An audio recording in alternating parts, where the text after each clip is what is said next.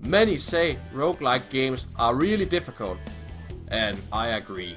So it's definitely not a genre that is for everybody. But I have found some games even a teenager can beat. All these games are very cheap on discount, and because they are not too hard, I have played hundreds of hours of these wonderful games. Even if you don't like roguelike games, I think you should give them a try. You won't regret it. This is 5 roguelike games even a 12-year-old can beat. Let's start with number 1. Going Under. The theme isn't just a wrapper. It bleeds into pretty much every aspect of the game, from its structure and concepts, to its enemies, weapons and skills. Even the working from home update is a genius marriage of our current real-life predicament, an in-game scenario and the new mod itself.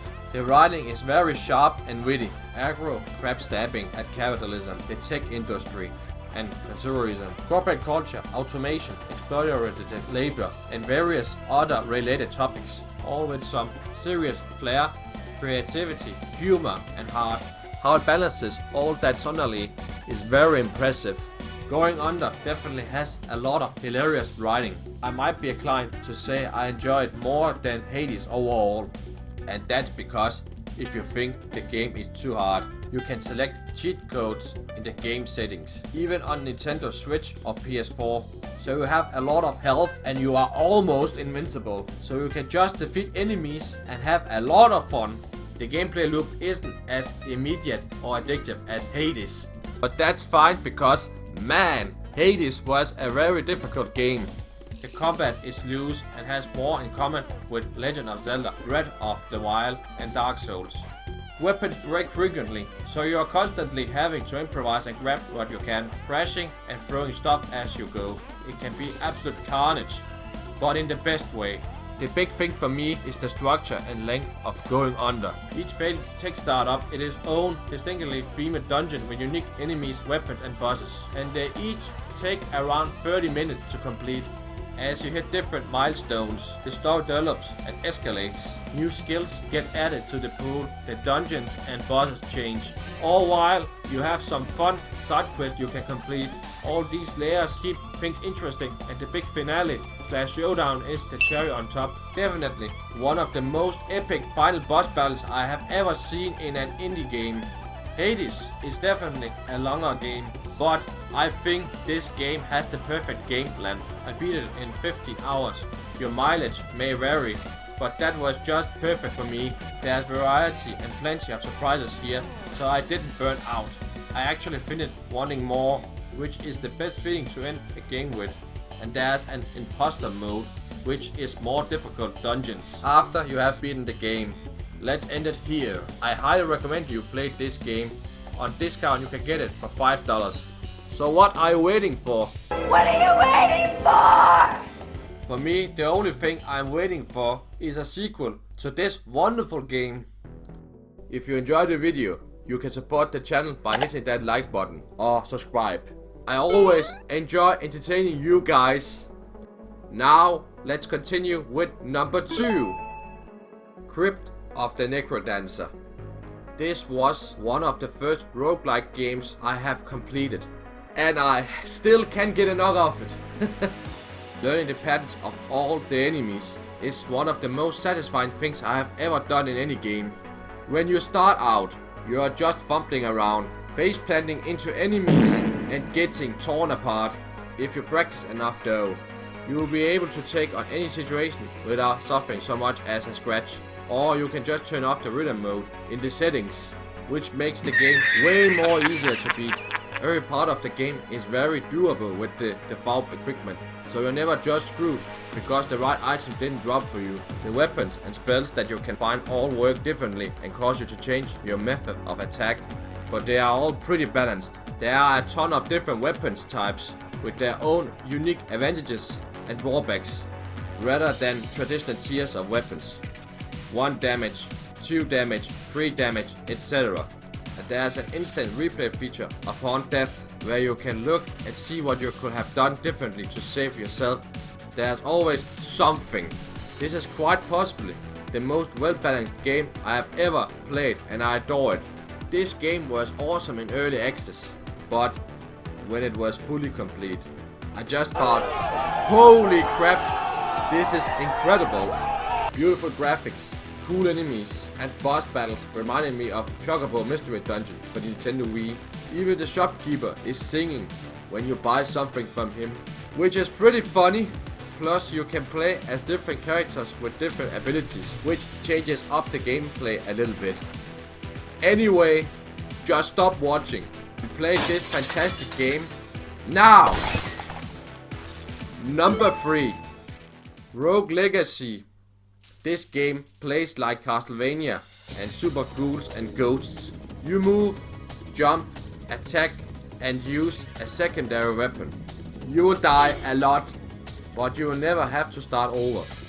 While doing a run through the castle, you will earn money. This money can be used if you die to upgrade your skills, unlock classes and buy gear. You will then start as a new character with these specific upgrades. Every time you upgrade a skill, you also level up. Killing enemies won't earn you experience, only money and items. It keeps the game fresh and gives you incentive to collect as much money as you can before dying. However, every time you start a new game, the layout of the castle resets. It's because the castle is randomized.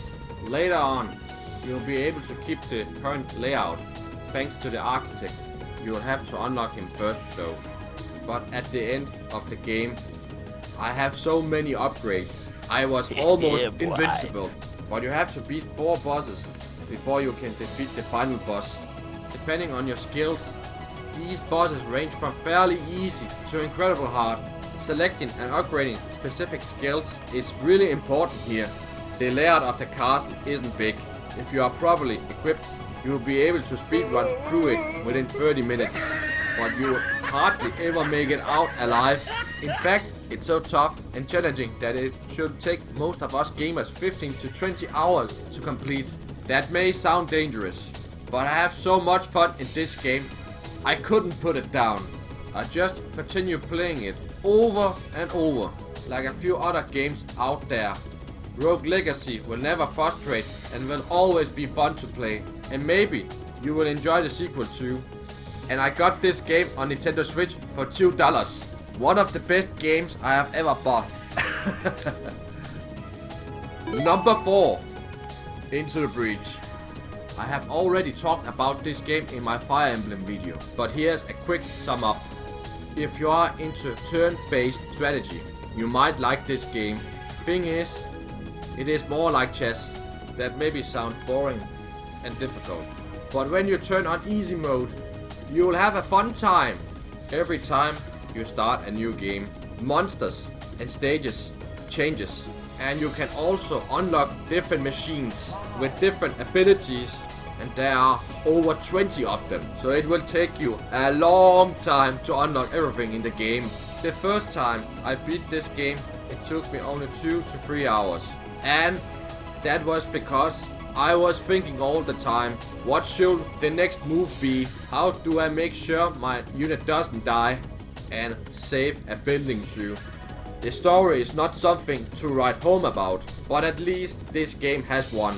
I got this game for $4, and I have played more hours of this game than I will admit. Anybody who likes turn-based RPGs or chess need to play this game. And finally, number 5. The Binding of Isaac and The Binding of Isaac Rebirth. The first time I played this game, I couldn't even beat the first boss, but almost 300 hours later in game, I can now beat the 5 bosses without any upgrades. Despite the frustration of dying a lot, the challenge of getting further and further in the game was what kept me returning day after day. This game has become my favorite roguelike game of all time. Way better than Hades and Dead Cells. Much more balanced and has tons of different bosses, and not the same 4 bosses you fight over and over again like most roguelike games have. The graphics has a very adult humor style. You don't wanna let your 10-year-old play this game. Even though I played the first game when I was 15 years old, because I was a big fan of Super Meat Boy. So I thought, what the heck is this game and why does it look so weird? Many people will be turned off by the graphics, but that's a shame because the gameplay is top quality and the music. I absolutely love the soundtrack for this game and it complements the theme of the game. Each floor has its own unique tracks and ambient sounds which give a great atmosphere. Scary music and rock. Playability. Giving this game any less than a 10 out of 10 for me is impossible. In about 30 hours I have run into a couple of bugs, but rarely have they caused me to lose a run. If you are the kind of gamer who goes into a game looking for surprises and discovery, you will be continuously pleased every time you find a cool new room, a game-changing item, crazy synergies between those items, and the game's plethora of well-hidden secrets. If you love achievements, this game will not only please you with the gargantuan number of achievements on display, but also in how the game integrates them with the core gameplay, rewarding you with in-game unlocks for almost every single achievement. If you want a game, then you can turn on whenever, wherever, and enjoy a short but enjoyable gaming session. This game is perfect if you are in this category. Buy it on the Switch if you have one, because I don't recommend the mobile version. You really need good controls to play this game. You can unlock a lot of characters like Magdalene or Judas. I like to play as Azazel myself.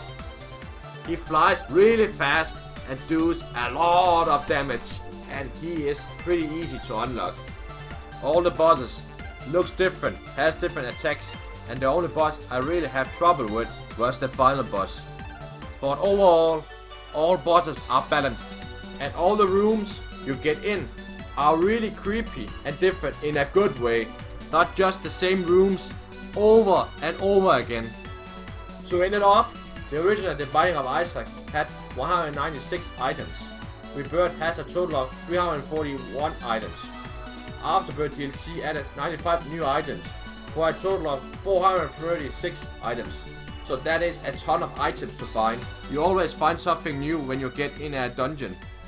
This is basically a video game anybody should try at some point in their lives, because there is nothing quite like it out there. Simply a masterpiece.